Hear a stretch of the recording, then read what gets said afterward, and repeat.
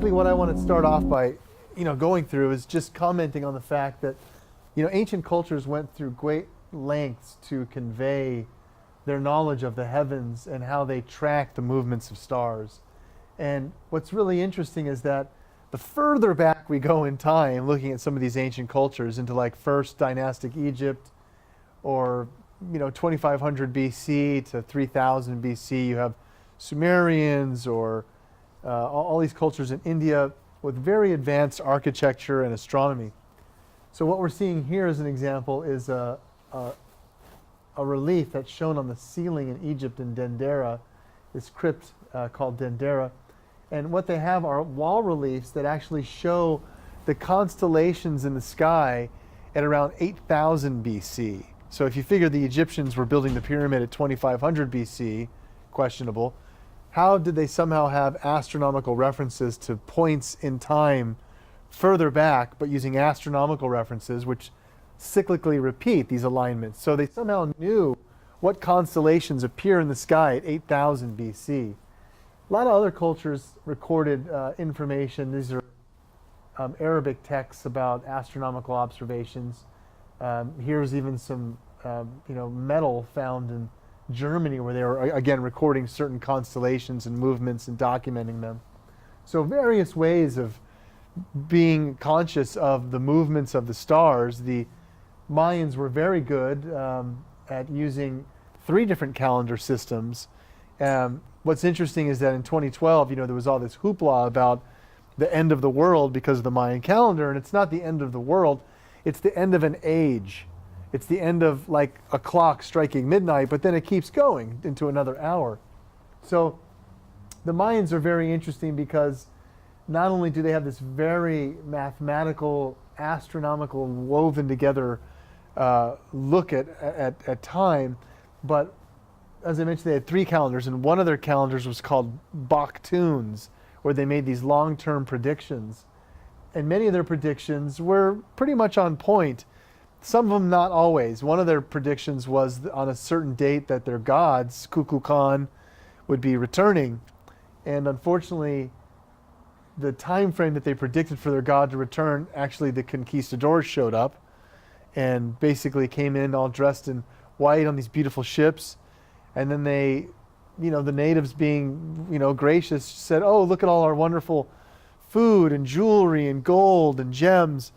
And the conquistadors basically aggressively converted them to Christianity and burned all the codices, and now we only have a few left. So their predictions weren't always perfectly accurate, but there were many cultures around the world, even today, that are cut off from technology and from mainstream civilization. The Dogons are a great example. They still exist in a very primitive form, but they've been aware of constellations like Orion, tracking it visually, and even star systems like Sirius A and B, which you can't even see with the naked eye, yet they know of it, talk about it, and document it for various reasons too. So there, as you're going to see tonight, there's a lot of information to suggest that our solar system might in fact be binary in nature, meaning that we have more than one sun, possibly a twin sun. Whether this is another star system, one of the closest ones to us, or a failed star like a brown dwarf that's now dwindled out into a cinder but still has a large gravity mass that can affect planets going around us as well as this other mass. So what I'm kind of leading into just with these initial slides is showing that there's a lot of ancient knowledge based on astronomy. Artifacts, monuments, architecture specifically designed to leave this legacy of information. One of the most ancient cultures that we have record of, showing up at around 3800 BC, is the Sumerian culture. And what's really interesting, what caught my attention, is that they have over 100 of the firsts needed for a high civilization. And there's no really preceding culture that they can lead off of to say, well, we learned all this stuff from these various cultures. They just kind of overnight show up with all these inventions. One of those was writing. And what's really interesting about the cuneiform script, is what they call it, is, we think we're cool with our 26-letter alphabet. Cuneiform script was a little over 400 characters. And you'd use this oversized looking screwdriver they'd call a stylus, and you'd turn it and twist it.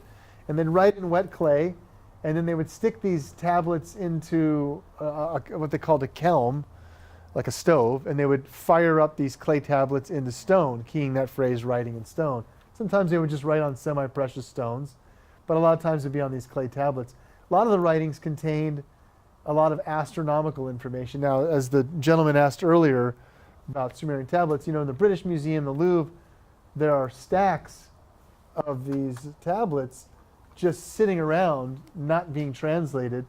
And there's probably a plethora of value in natural remedies, and who else knows that we could learn by further deciphering these.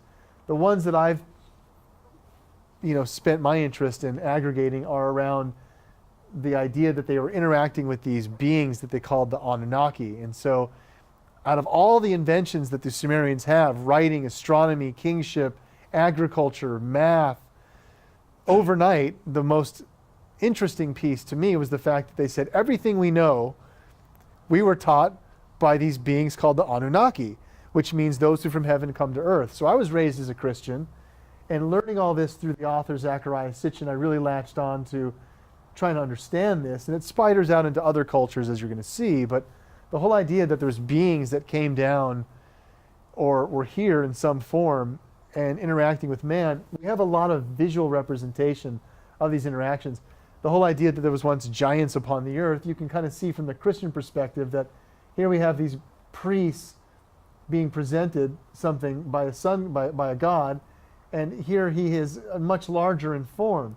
And what's interesting is that there's this theme overriding over and over as to these interaction with these gods that do come down. You can see that this is a typical symbol of an Anunnaki. He's got the disc around his waist and even what appear to be landing gear.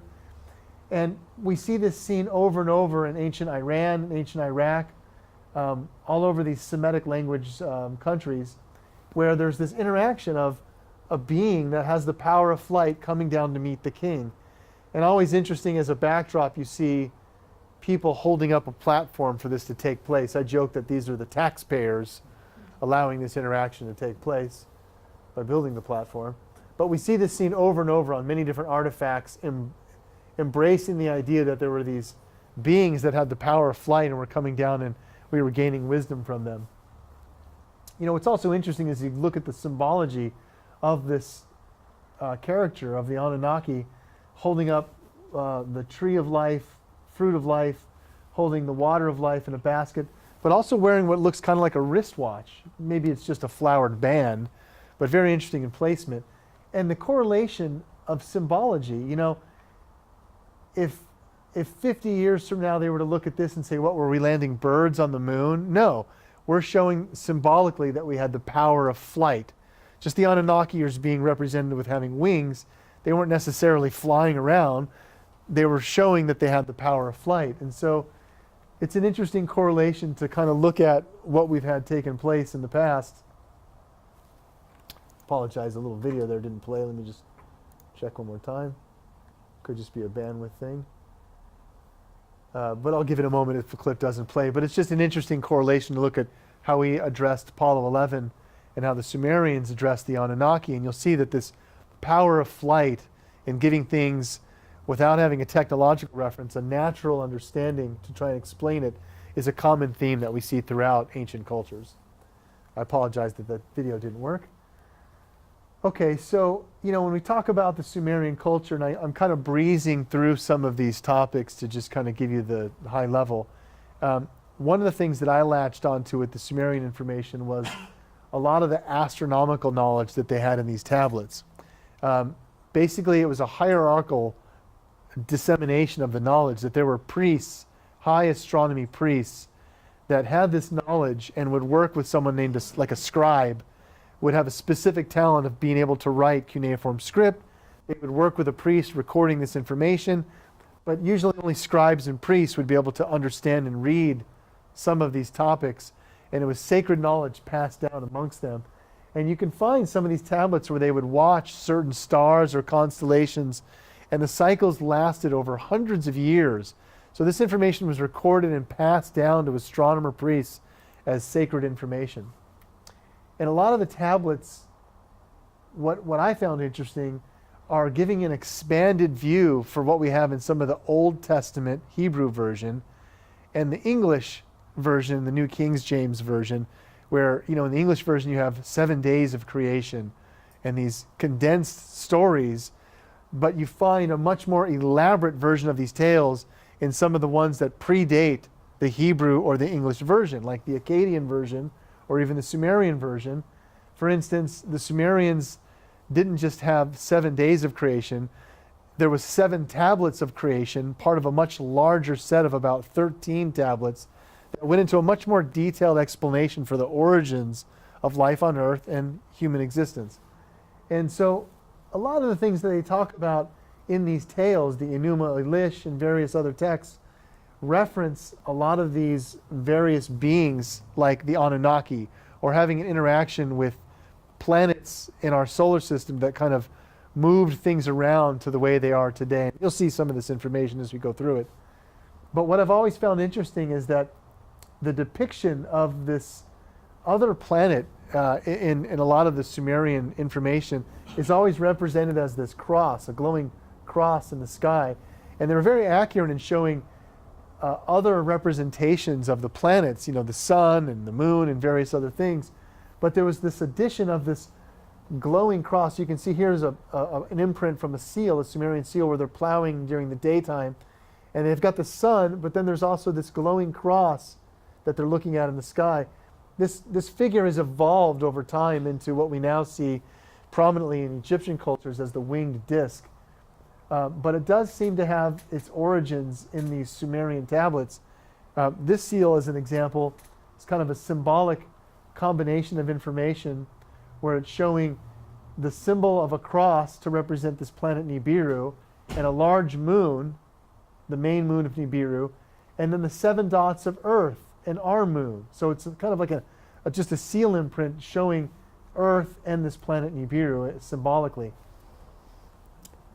A lot of these tablets, again, we can find in various museums, a lot of them in the British Museum and in the Louvre, but they go through a much more elaborate explanation of explaining how the planets came into formation as these masses that weren't fully solid yet.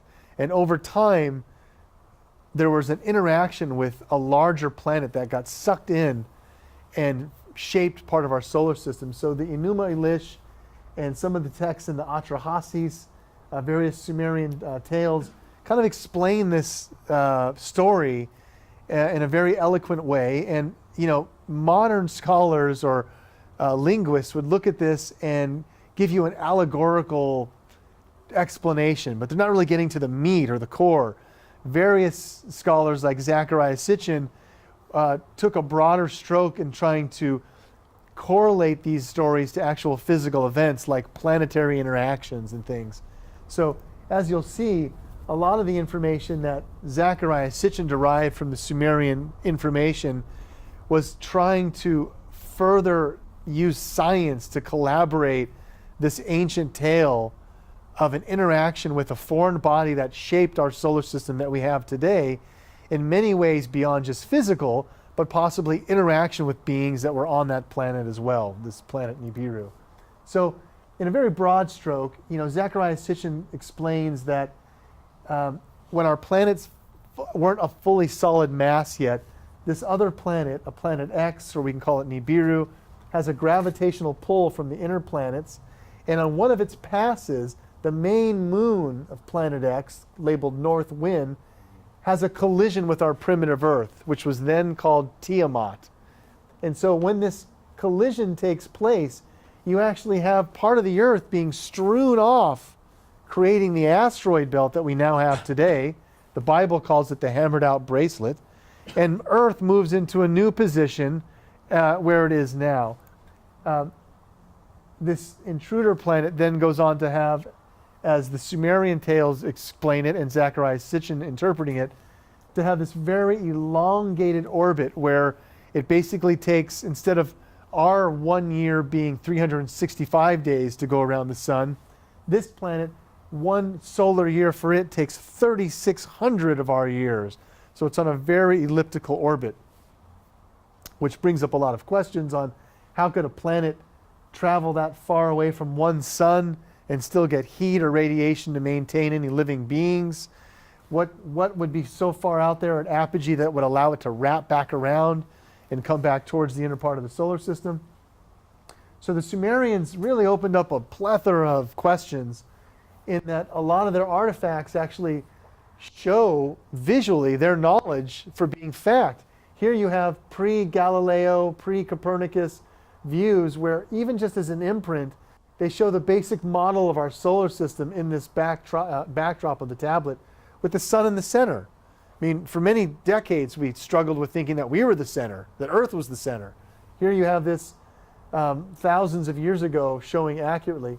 And you'll notice too that right below that you have what could be interpreted as a rocket on a launch pad with the two arms that fall away as the rocket blasts up. Can't really say that that's what it is, but it is an interesting interpretation to look at. Now, the whole idea that the Sumerians had knowledge of these beings called the Anunnaki, and they said that they came from another planet within our solar system named Nibiru. Modern science latched onto this information because pieces of the data about the Sumerian information for this extra planet started to cross over into some of the science for a modern search for an additional body in our solar system. It turns out that, oops, I'm sorry, hitting an arrow and I didn't mean to. It turns out that a lot of the information to explain how a planet can have in a highly elliptical orbit has been being looked at by NASA and other space agencies to explain a lot of the weird things that we find going on in our solar system. For instance, our moon and some of the main planets have been bombarded by asteroids. There's craters, and we can't explain where these are coming from or what kind of catastrophes this caused in the past. Or is it cyclical? Could it happen again? So we've been deploying a lot of space telescopes and things, analyzing orbits and motions. And specifically, one of the topics has been trying to find some large mass that seems to be affecting all of the probes that we send into space. All of the planets in our solar system have this pull in the into the southern region of space, this pull being exerted on them, and we can't explain what it is. Now, even back in 1983, this is from Encyclopedia Britannica, you can see that they documented in their science edition that there's actually at 50 billion miles out a dead star, and that there's a 10th planet, and that the Pioneer and 10 and 11 probes have been learning about this and documenting even back then, understanding that there's a larger solar system dynamic beyond just our sun and 9 planets. So what really got interesting with the whole Sumerian Zachariah Sitchin information is that in the late 80s, early 90s, the lead naval astronomer for the Naval Observatory had actually been plotting a very similar idea for, and these are the astronomical plates in the region of space where he thought we should be looking for it. He basically said that there's some large planet that they're theorizing that should exist, and from NASA's perspective, it would be able to explain all the weird orbital perturbations that we have, why Uranus is tilted on its side, Neptune and Pluto possibly were dislodged moons of Saturn. So we have all these telescopes out there that we're kind of looking, even to this day, to understand, is there some other large mass that we haven't found yet, whether it be a star system or another planet. And what's really interesting is we're really learning a lot about the different classes of planets that exist, or even stars that exist. Our sun being kind of the big one you see here with the model all the way down to a Jupiter-sized planet. There are many other sizes of a planet that can still have very dense mass, but maybe not be as large as the current sun that you see, shining every day. So we have these telescopes kind of pretty much placed all over the world and also in space. This is the Keck Interferometer in Hawaii, which can use 2 points to look at one point in space and actually develop more of a 3D view of the object that they're looking at. So, we have some really interesting technology and capabilities at our disposal now for what we're doing. And this is a common theme that's been happening over the last 10 years, is that they've recognized that there's something pulling on the outer planets. Pluto has a new far-out companion. Something's revolving around the sun. Is there a 10th planet? So, these have been headlines for a while, but it's also been a shifting landscape, because even to this day, they still haven't been able to pinpoint what this planet is, if it's a planet, and where it is. And so as you're going to see as the lecture progresses tonight, I've been more influenced by new research that suggests most likely it's not going to be a planet that's making these effects. It's possibly another star, like another star system, and that it's causing such dense gravity waves. We're just starting to understand and learn how something like this could even come into existence. Now, kind of going back to some of the Sumerian information, what's really interesting about their label of Earth is that they called it Ki, the 7th planet. And if you think about some of these phrases, 7 days in a week, 7 days of creation.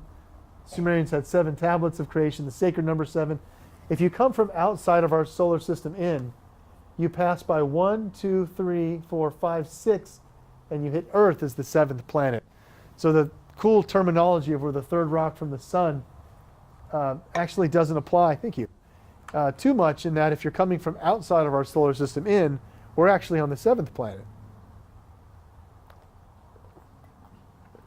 Thank you for the water. So, kind of interesting to note that the Sumerians' perspective of how they label our planets, because this is just an artist's rendition to say that they counted 12 members of our planet, the 9 planets that we know of, our sun, our moon, and then an additional planet, Nibiru, as the 12th planet, where they cited there were these beings that they considered gods, and that this planet on a highly elliptical orbit, these beings came to Earth and had interactions with us. Now, it's a very hard topic for us to comprehend and confirm, but Zecharia Sitchin did a very good job of getting into a very forensic view of the Sumerian culture, where many other linguists and archaeologists have not decided to dive in this deep and look at a lot of the interpretations of some of these artifacts. The whole idea that they had the shape of a wheel or familiar with an ellipse, modern scholars didn't even recognize Sumerians were using that type of basic shape. Yeah, here it is, a circular tablet. Wow. Now, if you focus in on just one area, Zecharia Sitchin actually explains that you can see information where it's explaining that this tablet actually talks about the route course corrections they took to get from Nibiru to Earth, and that they would pass by a certain number of planets, and that there was terminology on the side talking about rocket, mountain, pile up, high. So just very interesting words and things to be coming off of a tablet talking about a route course correction of how they would navigate the stars in order to arrive here at Earth.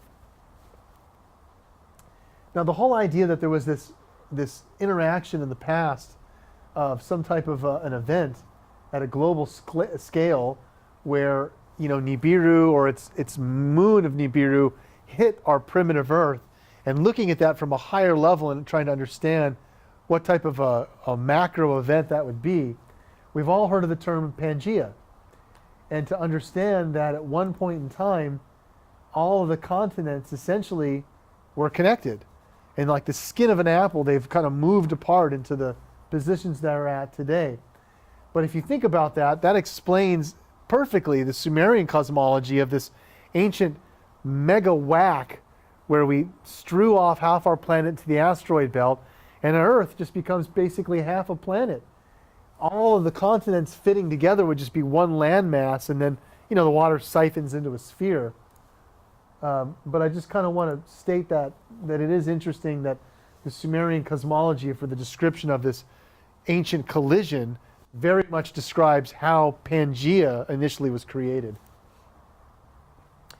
Now, again, some of this information about the flood that comes out of a lot of the biblical tales, we actually find artifacts in ancient maps that support the idea that at one point most of the continents were actually still connected as one landmass. You can see here the 2 poles and the landmasses that you would see around those regions.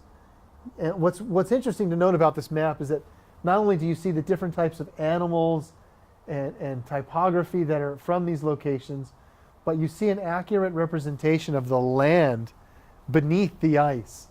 There have been a couple of these maps that have surfaced, the Phineas map, the Perry-Reese map, where they actually map north and south poles accurately, the land mass under the ice. Now there's got to be at least a mile thick of ice that somehow they're mapping through. And, you know, without technology to even, one, be in the sky high enough to see that coastline, and two, penetrate snow and water to differentiate landmass. Obviously, there's some technology assistance going on there. So we have these hints of some of this information coming through the ancient gateways and bleeding into artifacts and things that we still find today. The most infamous one is the flood tablet. We've all heard of this ancient tale of a great flood, and it turns out that, you know, they were doing excavations in Iraq, and in 1872, late 1870s, going into the even early 1900s, they were doing these excavations all over Iraq. And at the time, there was the assistant curator to the British Museum, a guy named George Smith, and he finds this tablet. He starts dusting it off. It's an ancient Akkadian script, and he's translating it, and he realizes that it's basically the tale of Noah's Ark, but it's in an Akkadian script predating Hebrew and English. So it's telling the original form of this tale and the oldest form we've found to date. And he kind of ran out of the room with his hands up, freaking out. And even today, we have on display on the British Museum the flood tablet, where it kind of further validates and talks about the idea that there were these events that took place, and making them not myth or allegorical, but trying to find factual references. So what's really interesting, you know, again, about the Sumerian information about this planet and the modern search for it is how they kind of intersect. And the NASA model, again, three-dimensional, space being three-dimensional, you can see that the arc of their planet is curving up into space, but it's very similar on a 2D plane of Zecharia Sitchin's model of interpreting Nibiru, again, this planet that goes on this highly elliptical orbit. And they found very interesting similarities to explain how, including just this one planet, explains a lot of the orbital perturbations and oddities that we see expressed on our solar system even to this day. So Zecharia Sitchin, you know, he passed away at 93 in 2009, I believe, and you know, put forth a body of work that was excellent. 50 years of research into ancient cultures, specifically into the Sumerian culture. So I do recommend his books, even though today you type in Zecharia Sitchin on the internet and you'll see how much controversy and things people have around his information. And he's not here to defend it. So people's legacies unfortunately die with them, as do everyone's in time.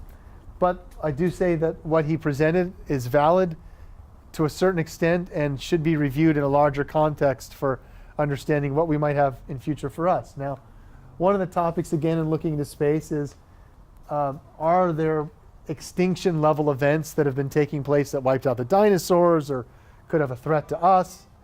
And what's, you know, interesting is that, you know, NASA's approach to these topics, I apologize, there's a video on that slide, and it didn't play, so I'll just kind of skim through it a little quicker.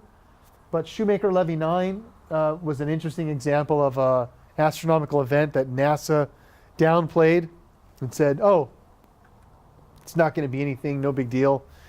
And basically those masses that you see, those large glowing spots or those brown spots, can fit 4 to 8 Earths in just those spots, where Shoemaker-Levy 9 broke up into 9 fragments and struck Jupiter in those parts.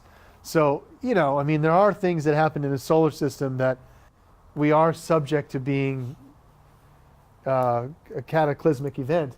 And not to say that this hasn't happened in the past, because there seems to be correlations to say that it has. And unfortunately, a lot of these mega disasters might also correlate at times when we're at the highest points of our civilization in the past, meaning like the last time we were in a golden age, we might have also have had to deal with some cataclysmic events. And you've heard of these terms, the Dark Ages, the Golden Age. I'm going to try and shed some light on that tonight for you in tonight's topic.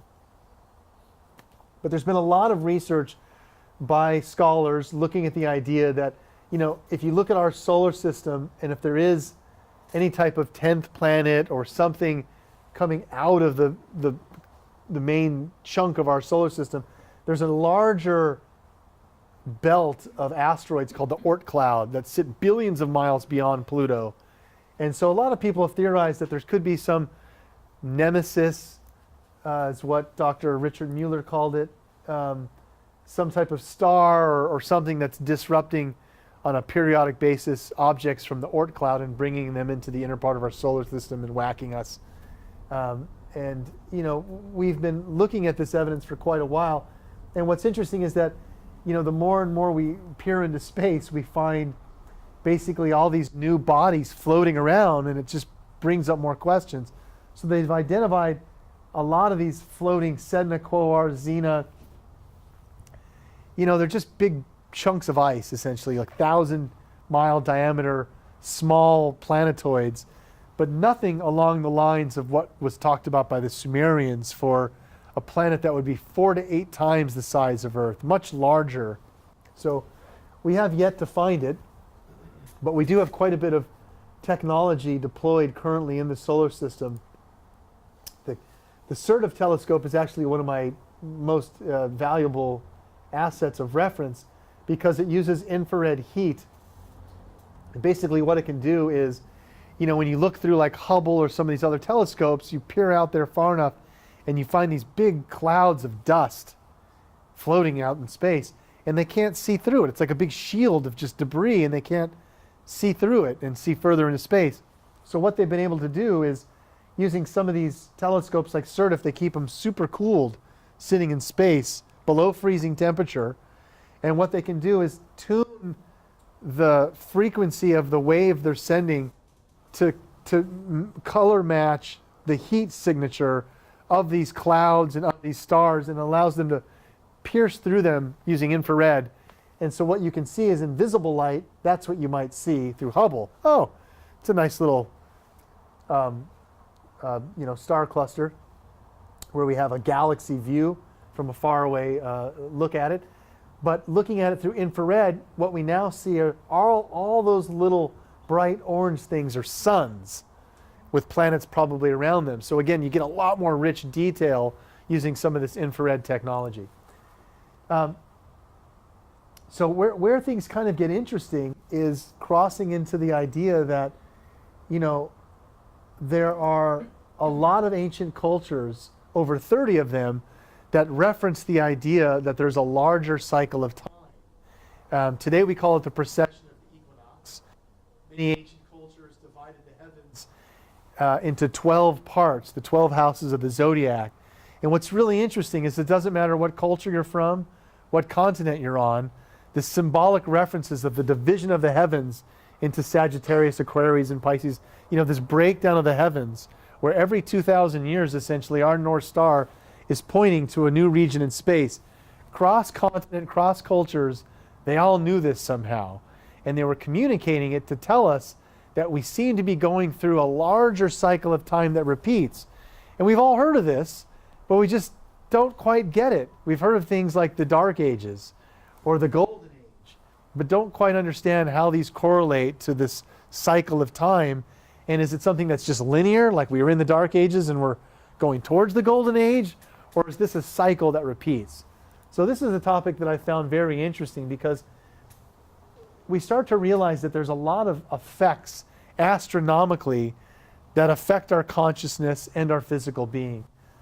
Many other researchers outside of the US too have been doing research on the effects of the sun and motions of planetary, you know, tides from our moon to various other things, and how it affects either the times when we're at heights of war or various things that we can look at, even magnetic fields and things that burst off the sun and how it affects, you know, satellites and things here on Earth. It is interesting to note that over 30 ancient cultures actually gave reference to the idea that we have two suns. This is a very famous tablet from Sumerian times of the Tower of Babel and that quest to build it. And you can see at the top, reaching the heavens, they have two suns. So kind of interesting to note that. Now, there's kind of been some new information, again, looking at most of the solar systems externally from ours that we film, and see that they're mostly binary. Some of them have multiple suns in this intricate dance with planets moving all around them. So up until now, the idea that our sun is sitting in space and that we just have planets zinging around it, it's kind of the traditional, that's how your mind thinks of our solar system, right? It's sun's sitting there and these planets are moving around. That might not be the case, folks. It might be that our sun is actually in orbit around another sun in a binary orbit. And that means if our sun is moving through space, so are we. We're orbiting the sun, but we're moving along that path on a larger orbit. So the whole idea that we're in a binary orbit really changes the whole idea of how you would look at the solar system. And where this butts up with today's idea is they've been trying to explain this terminology of precession, why every 2,000 years, and we can measure it now, where every 72 years the North Star degrades by 1 degree pointing towards a different one, so that every 2,000 years we essentially go through these points in space where the division of the heavens into these 12 parts are things that keep moving. And so modern science explains it by saying there's a lunar wobble affecting the Earth, that the moon's gravity is causing this bulge, and that's causing this effect that every 72 years we have this degradation by 1 degree, so that after 2,000 years we're pointing to a new North Star. Now that theory, guys, has there's like over 2,000 variables in the equation to explain motion and torque, trying to figure out how to explain it and fit it in the box. If you use a different model of a binary idea, and why our view in space changes because we're moving, the variables reduce down to about 11. I mean, and I can give you references when I get to the end here of, this is all based on science and mathematics, not just my opinion. So it's, it just starts to weigh kind of heavy. Now, a lot of the ancient cultures referenced this idea that there is a larger cycle of time, a 24,000 year cycle, where again, every 2,000 years, we're moving through these ages. And the Greeks and the Romans used one terminology called the Great Year. And they broke it down into, as you can see on the outer rim, the iron, the bronze, the silver, and the golden age. But other cultures, like the ancient Indians and Vedic texts, actually called them yuga cycles. So they match up just to the same ones with different words. Kali Yuga, Dwapara Yuga, Treta Yuga, and Satya Yuga. Same thing as saying iron, bronze, silver, and golden age. And then down at the core, we have the actual symbolic references of these constellations. Cross-culture, cross-continent, we all understand and recognize them, referencing this cycle of time that seems to be taking place. Now, again, what's interesting is that the constellations that we go through match up as a map to understand where we are in this cycle of time. So we just, in 2012, came out of the age of Pisces and crossed into Aquarius. It's kind of just here on the bottom. Now, the term of where we put these Taurus, Aries, and Pisces, there's different views. This one doesn't quite match up to the one that I would support, and I didn't have time to get the graphic to use the one I want. So just using this as a reference, basically you see this arrow pointing up and then an arrow pointing down in the inner circle. We seem to be going through 12,000 years of ascension into a golden age, and then we drop 12,000 years again into a dark age and forget all of our amazing knowledge that we gain in the golden ages. But this seems to be a cycle that's repeating, and it's very interesting that the ancients used this breakdown of the heavens as a large celestial clock to navigate where we were in this larger cycle. So again, various references of how you would break down these cycles, many different cultures giving the same reference. Modern precession today, if you were to look it up on Wikipedia or what have you, it would tell you that it's around 26,000 years. It's actually 24,000 years if you're looking at it from the binary perspective, because the orbit of two bodies, they would slow down and then speed up as they get closer to each other.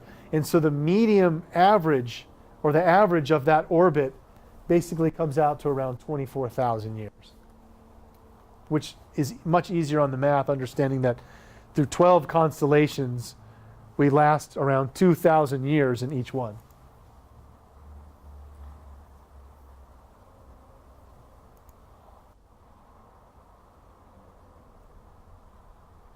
I'm hoping this really cool video is going to play, but it doesn't look like it's going to. I apologize for that, folks. If it doesn't play, it's media not available. Okay, well, good times.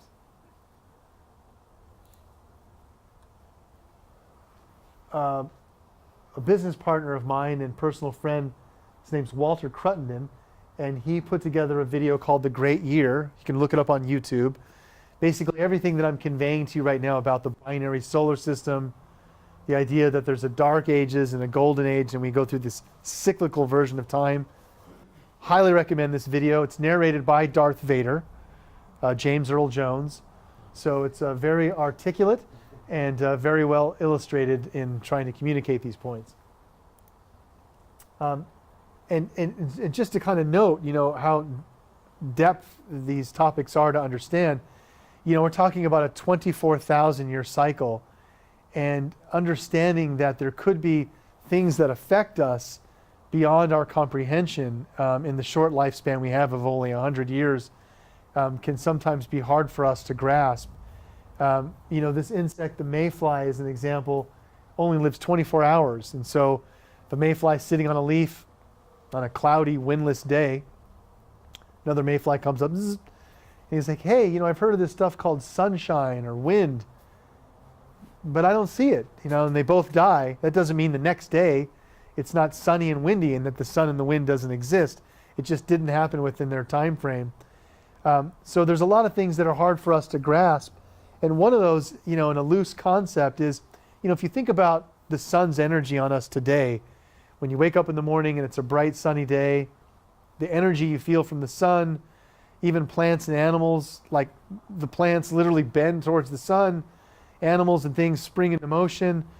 And then when the sun goes down, you know, everything kind of gets quiet and you don't really, you know, move around as much. You don't think about that, but these are astronomical effects, folks. There's 3 simple cycles here to understand kind of this binary orbit and how it could be affecting us.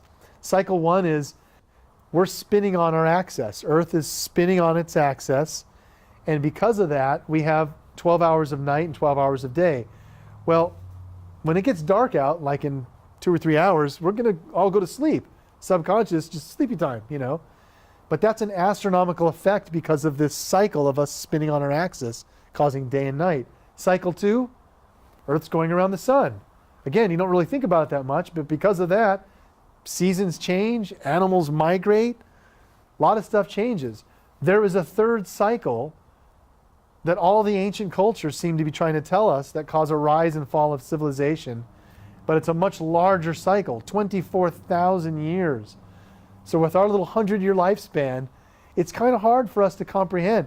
But as we're going to see, a lot of this ancient knowledge is embedded into their architecture, into the monuments, and their knowledge base of trying to convey to us, look it, this was a big deal, and we were trying to track and understand this cycle because it affected our knowledge of the past as well as what's going to happen in the future. So one of the things that's kind of interesting is, you know, a lot of these shows like the one I'm on, Ancient Aliens, and various ones that you'll find on YouTube today or Netflix, will give you information about ancient cultures and trying to date them accurately and what are the tools that we use. There are some very simple ones combining astronomical data with geographical or just geodata that you can kind of get a very layman, easy perspective on matching these two up to see that there is some breakpoints in some of the dating techniques that we've been using that kind of have questions. At one point, we know that Egypt is talked about that the pharaohs could walk right down the pyramids and be at the foot of the Nile, jump on their boat and take a nice little cruise.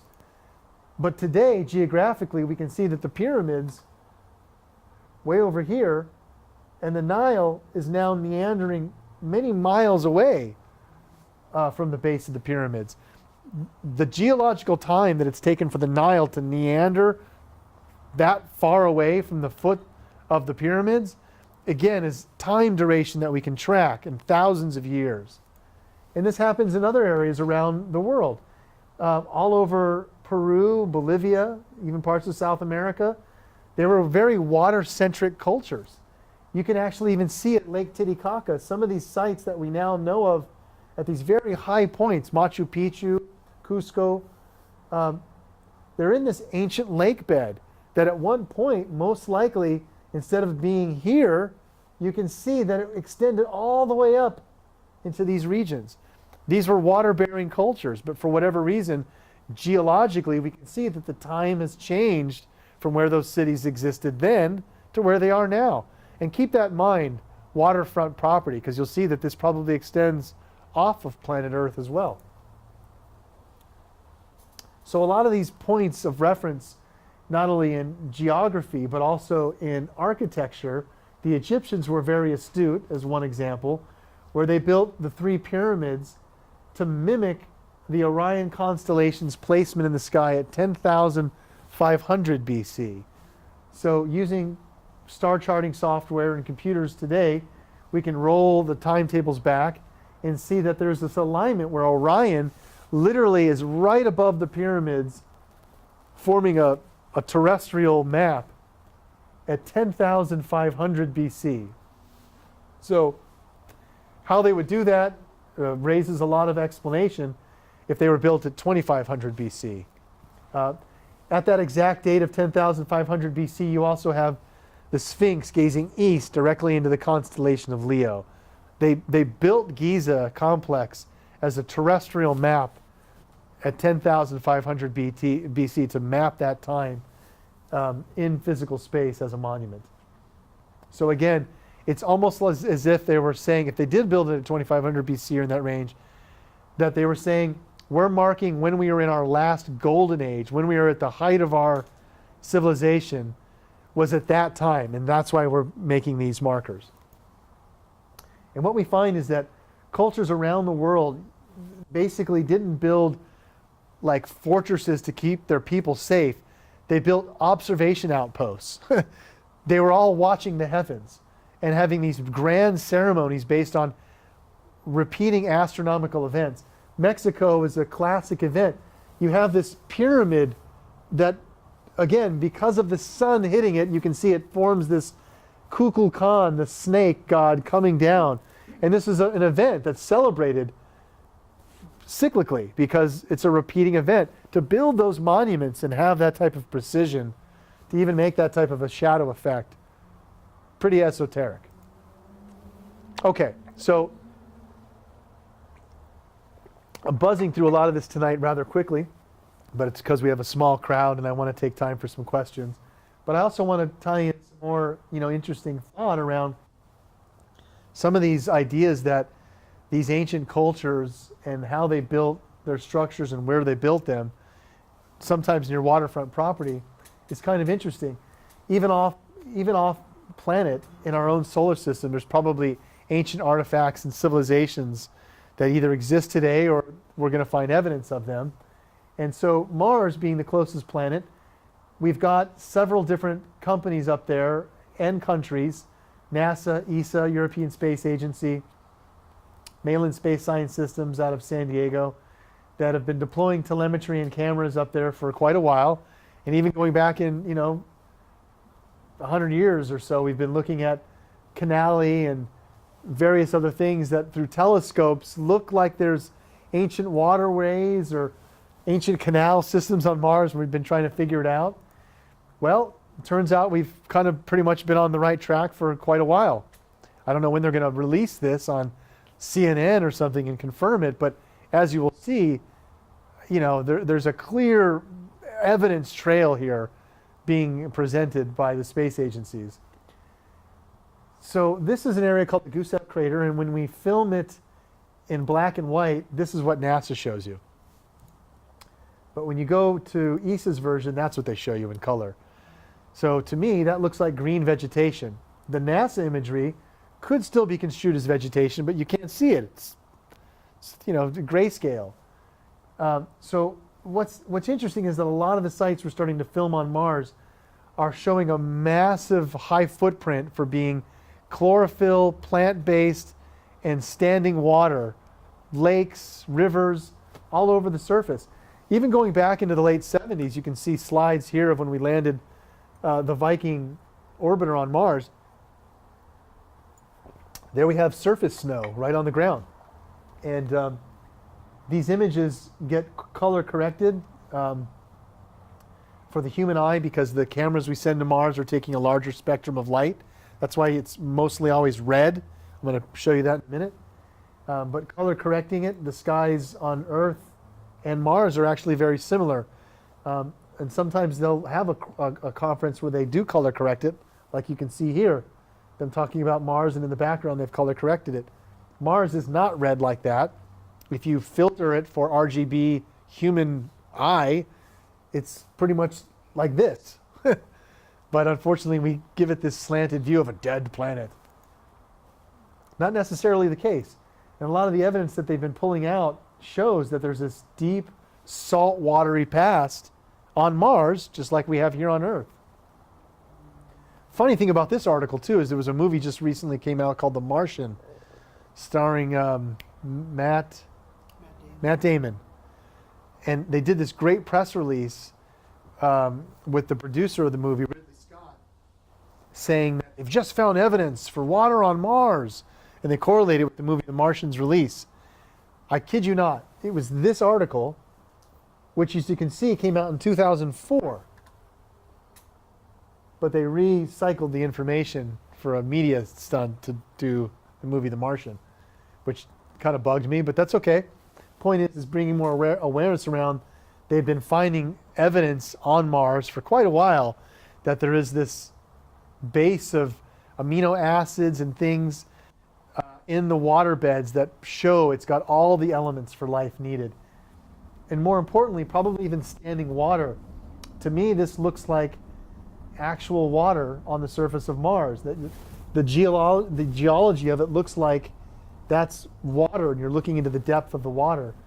Now, what's really interesting is that you'll start to see some of these, and I don't know what to call it, but liquid something on the surface of Mars. And around the surface, there seems to be vegetation.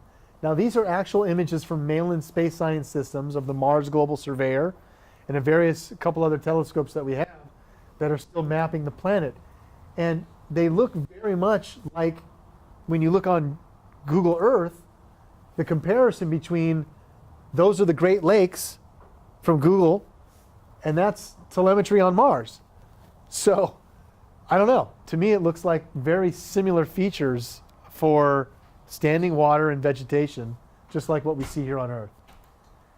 Here's another shot, which again, to me, just looks like some type of watery mass and some type of chlorophyll or some type of vegetation growing around these areas. Now, some of these sites on Mars, too, have, questionable symmetry and things similar to being maybe an ancient city or something, where if you look at the similarities of Inca cities on Google Earth compared to some of the things we find on Mars, and see that there are similarities to some of these sites, loosely, it does start to raise some questions. Some of the artifacts that we find that people, stare at this image for hours and then point out, oh, well, if you look at this cliff long enough, you'll see that there's little pieces of here that could be a sculpture of a statue or something. These are very untangible pieces of evidence until we can send real people there to verify. But there is a consistent theme of this Mars-Earth connection, as you'll see. The Egyptians have a lot of the similar things with pyramids and their burial structure and the idea of the soul's journey into space, and even some of the artifacts and things in Abydos, you have these representations clearly of some type of flying vehicles from Star Wars, Luke Skywalker, land cruisers to helicopters and submarines and all kinds of various craft that really raise questions as to why they'd be found on these thousands of year old wall reliefs in Egypt. But then again, cross-culturally, as Zachariah Sitchin pointed out, here is a relief from a Sumerian seal that shows the god of earth, like a representation of a god of earth, using some type of sky vehicle and talking to one of the gods of Mars. And you see that little reference of a dolphin there at the bottom. We'll come back to that in a moment. But the whole idea that in mythology, in some of these ancient cultures, they talk about interaction with beings on other planets, specifically naming the planet correctly, as if saying there are people on Mars and we have interactions with them. Now, these beings that the Sumerians described, the Anunnaki, were pretty prominent as always being shown as having winged discs and always having wings as having the power of flight. I think I'm going to break away from that topic and go in a different direction, but just explaining that, even on Mars, there's lots of opportunity for us to look for where there could be life there even today, even with the lack of an atmosphere. And a lot of these, stories that we have using stargates or forms of technology, the idea that there could be, ways for us to be traveling or connected to other civilizations is something that we're still trying to comprehend with our own sciences. But just understanding that even the discoveries we're making in Egypt and around the world, these are still new and ongoing things. This is late 1800s, early 1900s. That was Giza. I mean, it's not like that old of a tourist destination. We had to scrape it away and uncover it. It was buried for many, many years before we were to bring it to its current state. So there's still sites all over Giza that, if we sweep away the sand, we're going to find some very interesting things. Kind of seeing what Giza is today. What's interesting is the inner walls of the Sphinx have this erosion, massive water erosion. And the last time that there was inundation of water at that scale on Giza, 10,000 years. About the time we might have had some great flood. So again, the geological evidence sometimes is very revealing in looking at some of these sites.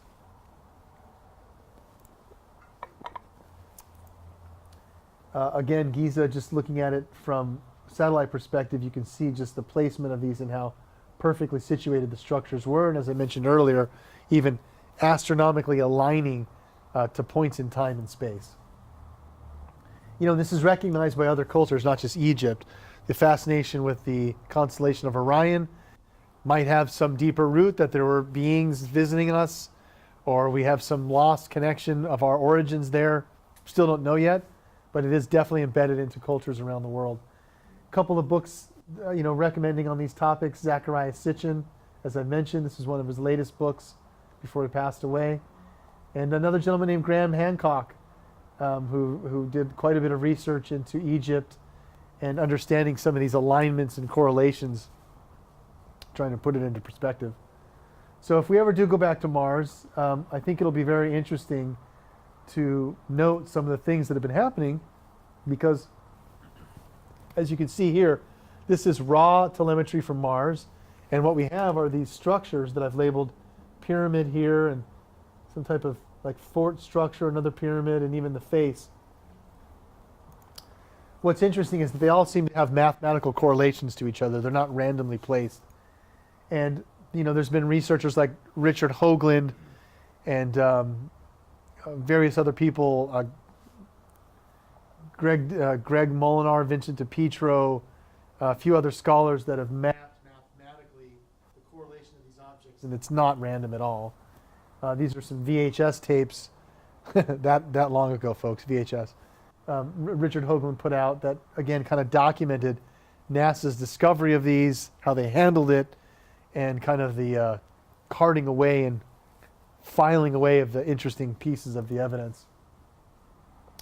But what's really interesting about these structures, what isn't talked about much, is if you notice here I've labeled in this image land and water. And if you look here, following my cursor, there's a terrain change where it goes from this bright knobby terrain into this mellow dark terrain.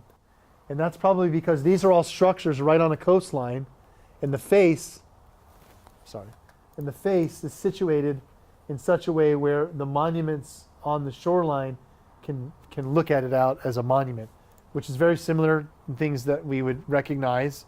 That's pretty much just like we have the Washington Monument or some of these things that we can look out on and understand. So when NASA first downloaded the face on Mars, they said, oh, it was a trick of light and shadow. And then we looked at it several hours later and it no longer looked like a face. Wrong answer. You can see just from this image that the angle of the face and where the sun is, the shadow that's being casted on the face is clearly visible. And they imaged this face on many different passes, different sun angles, and no matter where you strike it with light, it still looks like a face. And what's really interesting is that the successive passes that they took of the face, the imagery starting in 1976 all the way into the late 90s got worse over time. So here, this was the worst image that they presented of the face on Mars. And even with that, look at the data that comes out of this. If you take the face, rotate it so that it's looking at you head on, like as if you were looking at someone's face, and cut it down the middle, just like any face, if you look at yourself in half a mirror, you still see what you look like because your face is symmetrical. So if we do that with the face evidence from NASA's photograph, that one left side mirrored produces this. The right side mirrored produces that. Now, even the right side, you can still see facial features, but this left side, I mean, that's not random that you would literally have headdress, facial symmetry, eyes, nose, mouth, and lioness-like features. Again, very similar to some of these things with like the Sphinx fascination in Egypt. The face on Mars definitely has some type of lion-like human headdress built into it, and it's not a random coincidence that just looks like a face, in my opinion. Now, there was another gentleman named Mark Carlotta who was a PhD imaging specialist and created algorithms for Russian satellite telemetry, fractal analysis, where he could look at, satellite photos of Russia and run his algorithms and say, oh, look, those are tanks and troops, and they're under a tarp or some shrubbery, but the fractal analysis would find non-repeating artificial patterns in these objects. And so when he did his fractal analysis on the face on Mars, just as I was mentioning earlier, no matter what angle you looked at it, it still looks like a face. And using his telemetry analysis, the face, the pyramids, they all came over 90% probability as being hits of artificial structures. So NASA never put out anything like this. They just said, oh, it's a trick of light and shadow. Don't pay attention. But again, people like Mark Carlotto, again, here's his Russian examples of tanks and things being identified by his fractal analysis. Same logic to apply to these structures on Mars. Over 90% probability that they're artificial. So I just think that that's kind of interesting.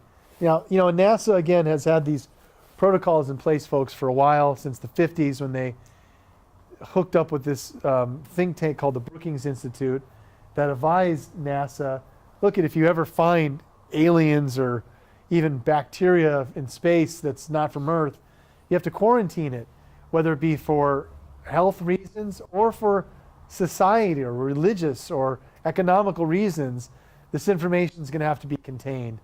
And so that's been going on pretty much even to this day. And, I am not very much of a proponent as to the current cover-up today. If you guys watch shows like Ancient Aliens or listen to Coast or Jimmy Church, you might hear people like, Blink-180 singer Tom DeLonge, Blink-182, standing up and telling you that there's secret spaceships and things going on. And in my honest opinion, yeah, there's NASA's is great, but it's not what's really going on. And most likely, we've been building a secret space program, black budget trillions of dollars, where it's all going is building this secret space fleet that we've been hiding for a long time. And so that's a whole other topic, but I do think it's very interesting. And, it's coming into fruition of our existence today. People can go online and Google terms like solar warden or aurora, and you start to find that there is talk and the idea that there's something well beyond NASA that's been going on for quite a while. So I'm going to kind of wrap it up here, folks, but the basic answer that I want to leave you with is that, as we progress further into space, hopefully going to Mars here soon, it's very possible we will find things that show that our past has a much richer story than we've been told, but understanding the context that it might not just be this linear progression that we were dumb and we're getting smarter, that there are things that are taking place that have already taken place, and we're relearning a lot of this information, and it's very revealing. Okay, I think that's it, folks. So hopefully that wasn't too quick of a lecture, but I'd like to at least take a few minutes tonight and answer a few questions that you might have in kind of a casual setting. So we'll just go around and raise your hand. Yes, sir. I had heard, and I'm not sure what source I heard it from, but it's that the Anunnaki had a base on Mars and have had for a long, long time. I mean, that's like when Nibiru would move away, they left the contingency of Anunnaki on Mars, and that way they could come here and do their thing without having to wait for the planet to come back. Well, Zachariah Sitchin talked about that in his book, and basically talked about how we used Mars as a way station, so that transporting the gold that we were mining here on Earth, they would basically use that as a way to kind of jump skip to the ship, transporting it from Earth to Mars and then to Nibiru, and then using that kind of as a way station. There's a lot of information too about one of the main Anunnaki being banished to Mars, and that some of his disciples that were really strong and following him went to Mars with him, and actually the face on Mars is a carving of this ancient Sumerian god in Anunnaki. And again, these are very hard references to track when our sources are nil and are only distributed through a few scholars like Zachariah Sitchin. So once we go there in person, I think it'll be really revealing to learn more about what's been going on.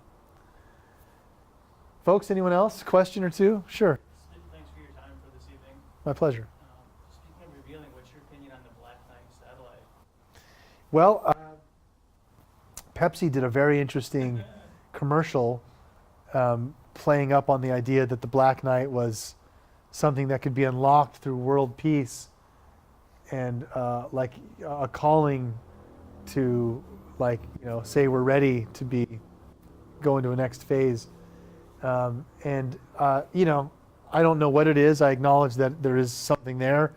And if any of you follow Gary McKinnon or any of the things that have been going on with people who hack into NASA or some of these things, I don't promote it, but it is revealing that when these things have taken place, there is a secret space program that starts to be getting hinted at. And the Black Knight satellite is various other things that are floating around in our suborbital space or in our atmosphere, raise a lot of questions. How is it that they had the audacity to say that it's been around for 10,000 years? Are there ink and cave drawings where it showed? Just for the audience that they don't know? I honestly don't know. I think that there's been probably some photographs taken that show that it's something well beyond any technological reference that we would be able to cite. So, start to extrapolate from that. Just a quick question. I mean, you have access to so much more information than we do. I mean, I consider myself a seeker of knowledge, which I think probably all of us are. Sure. And it seems like, personally myself, the more I learn, the less I feel like I really know, because there's so much information. Like, when you have so much access to so much, do you feel like you're kind of narrowing your focus and you're getting a better idea of what you think is happening, or does it just confuse the issue? There's just so much information. Well, I think it's a constant battle of learning, at least for me, I can only speak for myself, it's a constant battle of learning topics and information that are probably a little bit larger in scope, and then for me, picking the battles of topics that I'd like to make more public awareness around. So I'll give you an example. When I talk about like a secret space program or things that have happened, like, you know, the Twin Towers being bombed, you know, was there a cover up at Roswell? You know, there's a lot of different angles that you can go. And so what I've chosen to do is talk about things that, you know, the artifact is in that museum. You can lift over that rock and see the diagram. There are things that I can put my hands on as reference for third-party validation to move that topic forward. A lot of the topics don't have that in place. So things that we hear from other people in my field, stuff going on in Antarctica and discoveries and Planet X being filmed all around the world, if I can't confirm it with my other scholars, it makes it very hard to push that forward in the public ether. So I choose topics that I know I can use the tools of scientific reason available to push it down those angles. And the other ones I'm aware of and I think they're great, but I'm not necessarily going to be an advocate to bring awareness into certain ones that either in the past threaten people's lives on a consistent basis, like trying to break a top, you know, secret space program conspiracy thing, or 9/11 or any of these world events to globalize us into a one world thing. We all have our different choices of topics to choose. So yeah, that's my answer. Folks, anyone else? A couple more questions? Yes, ma'am. Do you have any dollar estimate of how many, probably hundreds of trillions of dollars have been spent on the secret space program? I understand it's been going on since the 30s. I mean, Donald Rumsfeld a couple of years ago said they lost like 8 trillion. Just, we don't know where it goes, you know. That's a lot of money. The irony of why I'm more interested in it too is that the more information that, again, I soak in, not being able to verify, but they are from people that are either in declassified positions or government agencies that, you know, hint at the fact that, one, if the money we spent on a $50 trillion space organization was focused on feeding the earth, there wouldn't be like global poverty and pain and hunger. And two, the more overriding one that hit home for me is that there seems to be a message coming through from these other extraterrestrial races that we're interacting with, pointing the finger at the US, saying, you know what, you're challenging us with your super spacecraft, and you shouldn't be, because all we want to do is give you back your planet, but you're trying to like fight us for it, and you're not going to win. So like, stop. And I'm like, wow, that really hits home, because if that's the case, it really sucks. And we're totally blind from that even line of thinking. And I'm not the one to try and hold that torch up and start marching to that to say, let's stop that. Yeah, I'm aware of it, makes sense, and I hope as a civilization we change it. But that's also a very slippery slope from the past 50 years of people trying to knock on this door of what's going on in the cover-up realm. And, you know, it's something we're all trying to navigate and learn. And So why? That's the part I don't get. Why? I don't know. Why always cover it up? Yeah, well, you know, that's now it's that's a question of saying, how does the watch function? You know, there's many pieces in there. So, yes, sir. So, touching back on the topic of ancient astronomy, you mentioned that for thousands of years we've been basically navigating with the same constellations. Is that right? We have the same movement of the constellations. We've noticed that there's a cyclical motion to the heavens and are tracking that. So if we're really moving through space, what would be a good explanation as to how we still have the same perspective of these constellations? Well, I think what you're asking is, so if you're in an orbit that's doing this, you know, like one sun is just orbiting another sun, it's a constant orbit, and so as that's taking place, the perspective of change that you have orbiting our sun but also moving through space. It's just a different way of looking at why we see the heavens changing. The traditional model is the sun's just sitting there, the planets are zinging around it. It's a totally different view to think about the sun moving through space while we're orbiting the sun. Well, is the sun not moving? The traditional model is no, it's not. The traditional model is the sun is sitting there, stagnant, but that's probably not the case. It's more than likely in motion, and that is a whole different view of looking at why we see the change in the heavens. Yes, sir. Well, I have two questions along the same line. Have you met any super soldiers, and have you met Miss Eisenhower, Laura Eisenhower? No on the first one, and yes, I know Laura Eisenhower, not personally, but speaking, at various conferences where she's now starting to be coming into these topics. But I don't know her personally and don't really have an opinion or a comment. So you've never been to a super soldier. To me, they're some of the most No. credible witnesses, and I don't know, just like we don't know. But my question to a super soldier would be why there's no photography.